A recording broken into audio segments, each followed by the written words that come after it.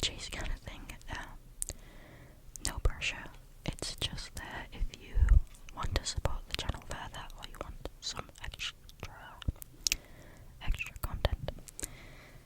I also offer custom videos on Fiverr, so if that's something you're interested in, again, the link to all this stuff will be in the description. Again, no pressure.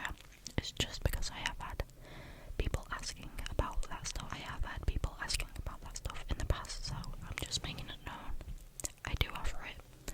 The links are in the description, but no pressure. It's not something you need to do, of course.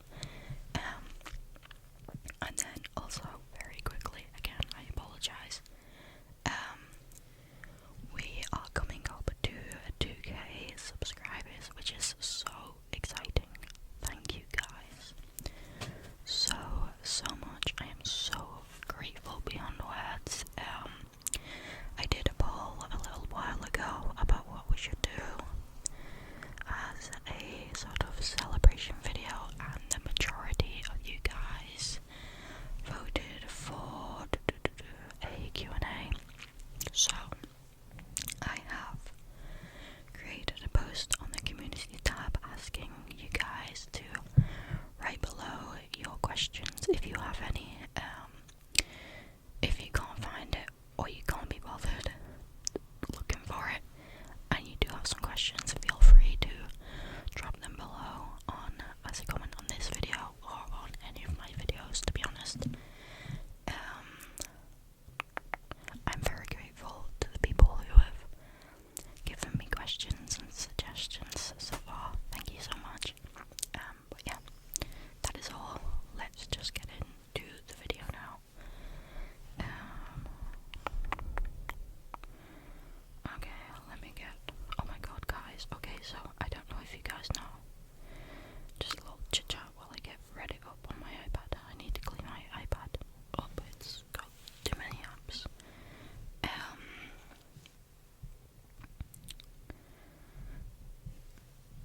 I went onto Reddit today to look for some Let's Not Meet stories, because I feel like we've only done No Sleep for a little while, and I couldn't get onto it. You need to verify with your ID now because of the new law.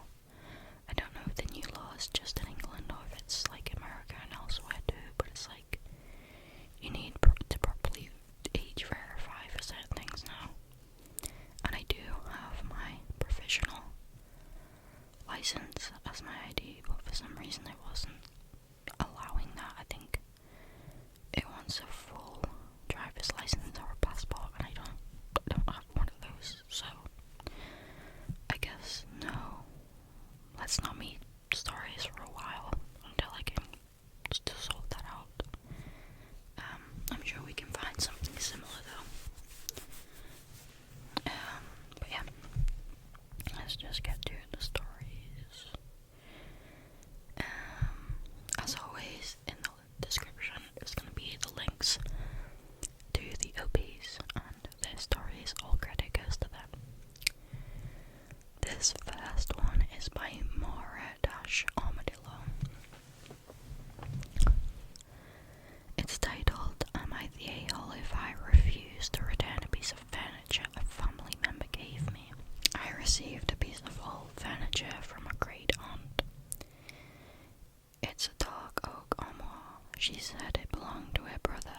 She didn't need it, etc. I asked if she minded if I painted it. I know, controversial to paint antique furniture so that it matched my living room. She said, do whatever you want. So I sanded it, I replaced the hardware, I painted it. I even painted little flowers and butterflies all over it. I put close to $200 of work into it. I showed her the final product and she said it was super cute. She loved it, etc. Then, a few days later, she called me and said, younger cousin absolutely loves it.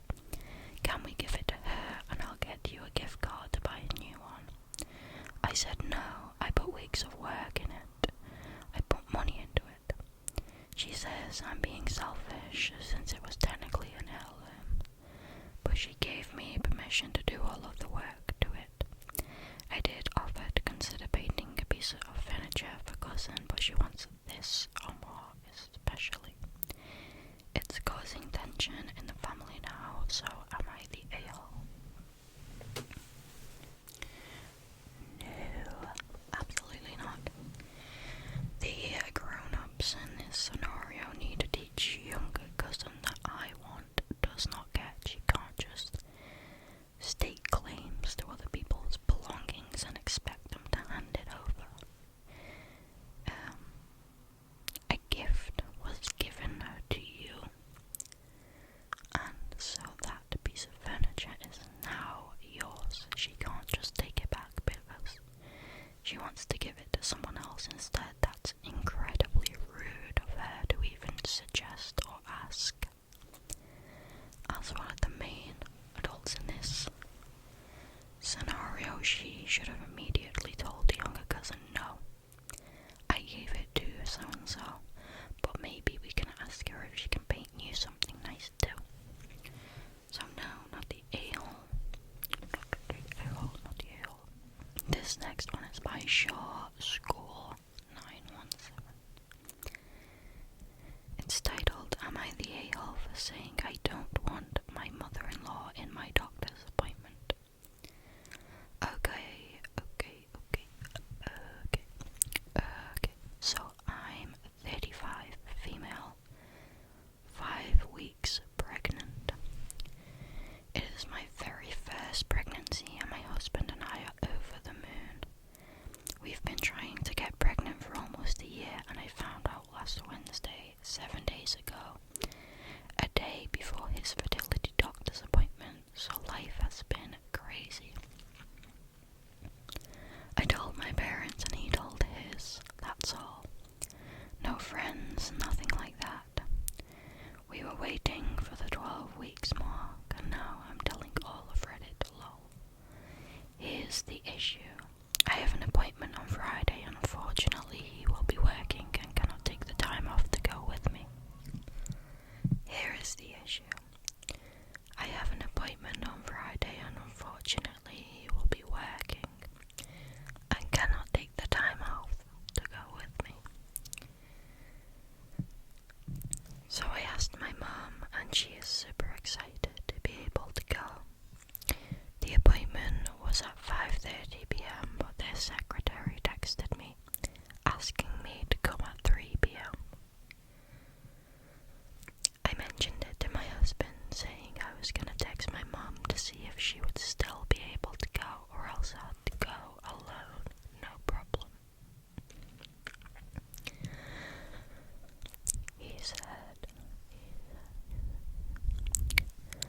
He said he'd feel better if I went with company, so if my mum couldn't, he'd ask his mum.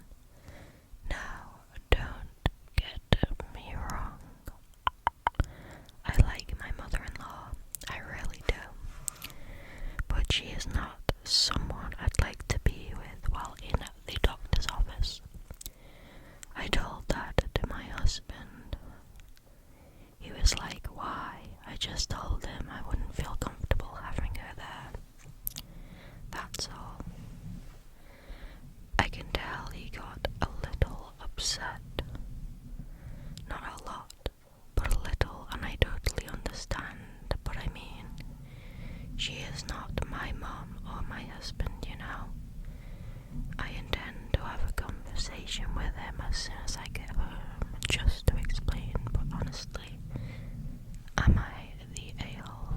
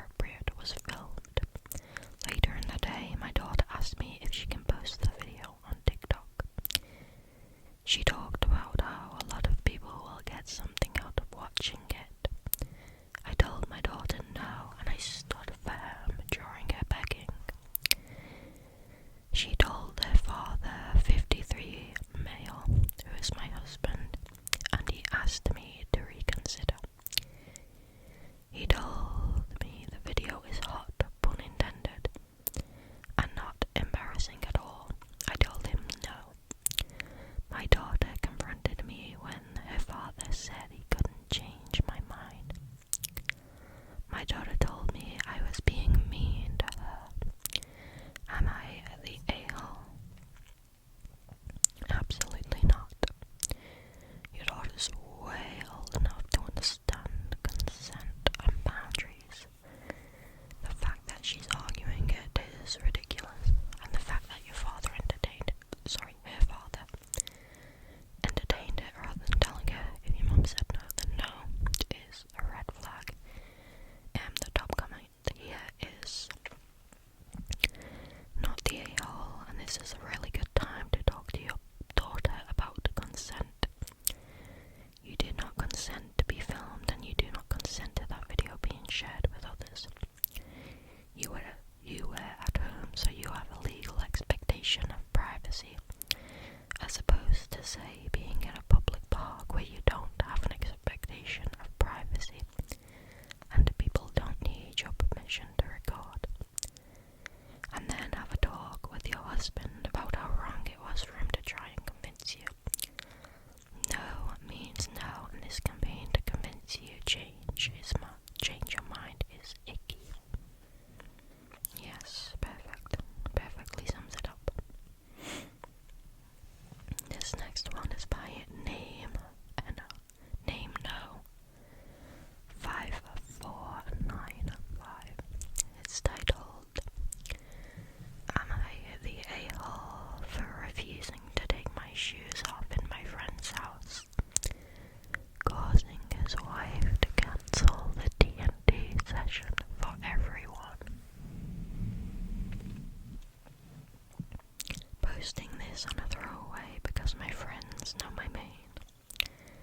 I, a 38 male, was invited to a D&D session with 4 other people at my friend Alex, 34 male's house. When I got there, his wife answered the door and immediately asked me to take my shoes off, because they have a strict no shoes policy due to them having a crawling baby. I explained that I have a medical condition called epidermolysis bullosa simplex, EBS. I hope I said that right. Which makes the skin on my feet extremely fragile. Even mild friction or pressure can cause painful blisters and tears, so I have to wear supportive shoes with cushioned orthopedic insoles at all times, even indoors. Walking barefoot or just in socks causes me pain and can lead to bleeding. She suggested I put grocery bags or socks over my shoes, but I told her that's unsafe for walking and honestly just insulting. She said she can't compromise her baby's health or for my comfort. When Alex came to the door, he told me to just deal with it for a couple hours, or I wasn't welcome inside. I told him I wasn't going to risk injuring myself over a D&D session, and if my shoes were that big of an issue, I would respectfully leave. As I walked back to my car, I overheard his wife telling the other guests that were already there that the night was off because I made a huge scene at the door.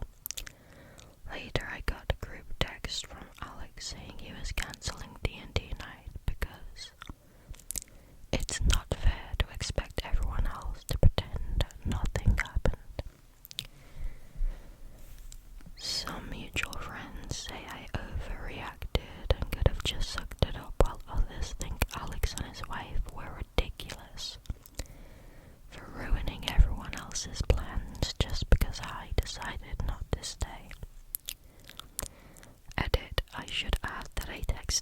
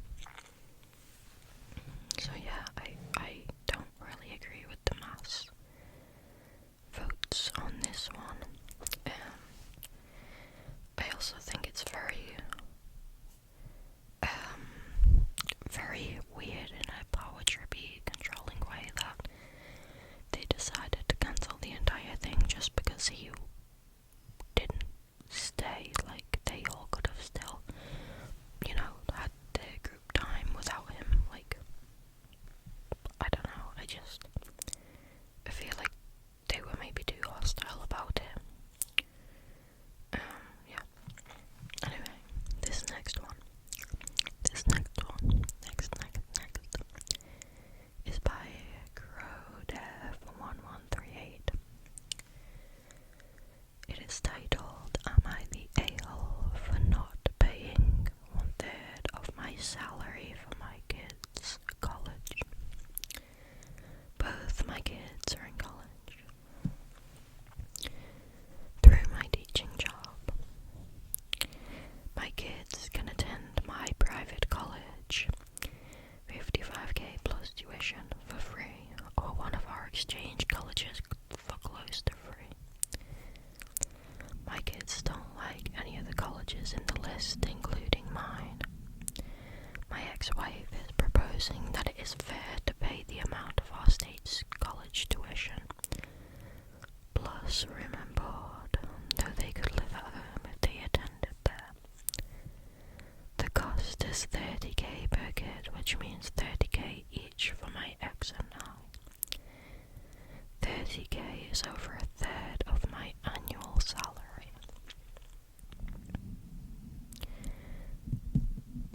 My ex has already told the kids that this is a done deal. I will pay, she said.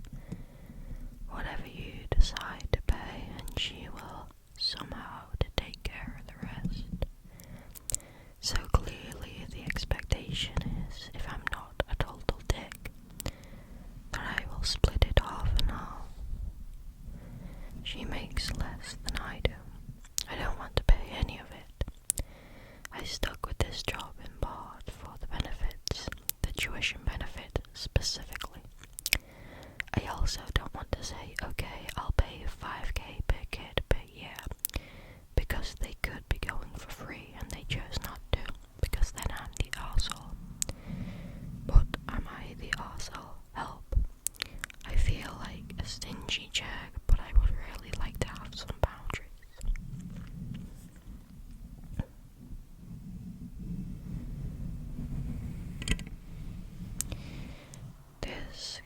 This top comment says, not the a-hole. College is a privilege, not a right. Your kids have the opportunity to go for free or next to free, but they don't want to do it. Then they can pay their own way. Why is your ex-wife making unilateral decisions about your finances? She wants to let him outright check she can't cash, that's her problem. You provided your children with a great opportunity. Your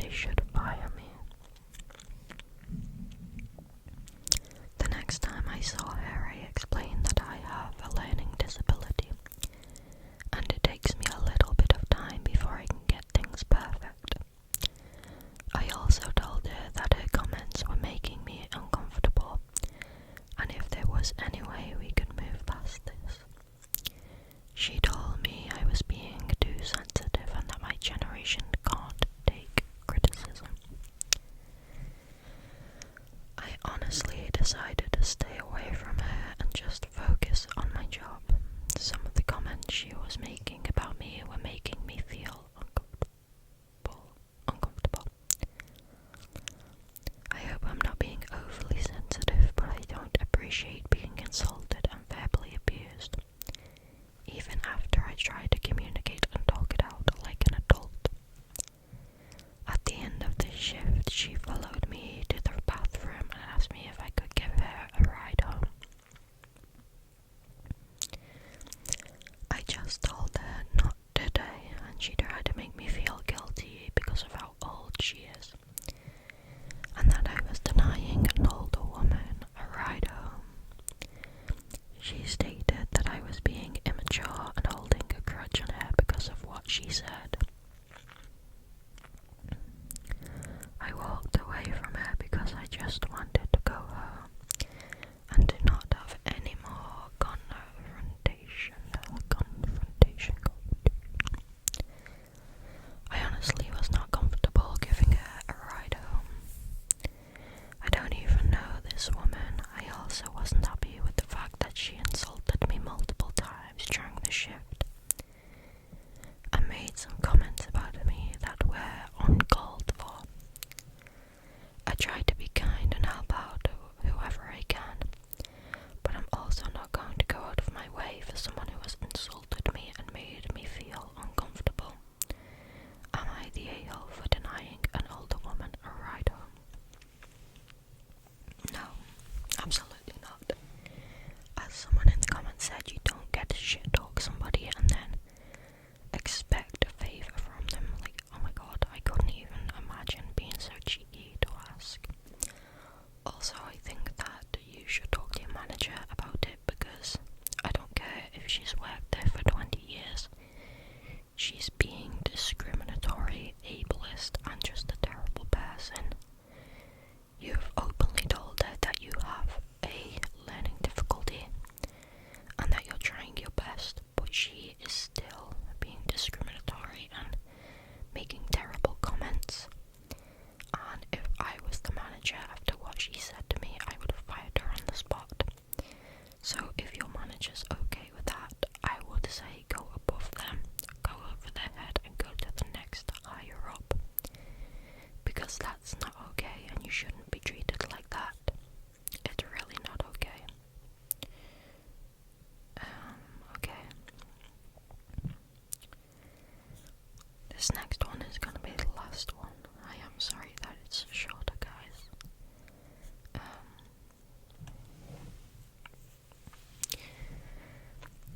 This one is by Salt Lake City 126. It's titled, Am I the a-hole for giving my fiancé a forehead kiss? My 24 male fiancé, 28 female, and I are getting married later this month. My dad had us over today and we stayed late. My stepbrother, 25 male, had his girlfriend, 25 female, over. The 6 of us were watching movies. It was getting late and my fiancé fell asleep. She woke up around an hour later and I gave her a forehead kiss. That's become a bit of a thing for us. I always give her a forehead kiss when we wake up in the morning. I also do it when she wakes up from naps. It's to the point that it's just a habit now. A little while later, my stepbrother pulled me aside and demanded I stop forcing my perfect relationship down his throat. I told him I wasn't forcing anything. I was just kissing my fiancé. And he cut me off and called me a dick and then went upstairs. The rest of the night went pretty normal. My stepbrother's girlfriend went upstairs to look for my stepbrother after a while. My fiancé and I just got home and I received a text from my stepmom. It said that I should apologize for making my stepbrother uncomfortable and stop acting so obsessed my fiance. So am I the a-hole for giving my fiance a forehead kiss? No, your family are bizarre. How genuinely strange. Your boyfriend just told on himself though, like, he must be miserable, especially in his relationship, or just not appreciative of his girlfriend, or maybe she wants affection from him that he's not willing to give. Because I'm sorry, but giving somebody a gentle forehead kiss is not shoving any type of romance or anything down anybody's throat. It's not showing off anything. It's like the most natural, like, sign of one of the most natural tame signs of affection. Like, it's, I don't know, you guys know what I'm talking about. Like, that's crazy to jump from, you know, saying that is, I don't know, I'm baffled. That guy's crazy. Yeah, no, he's clearly miserable or jealous. So I also hate that the stepmom defended him. Like, what? Tell that man child to grow up, what the fuck?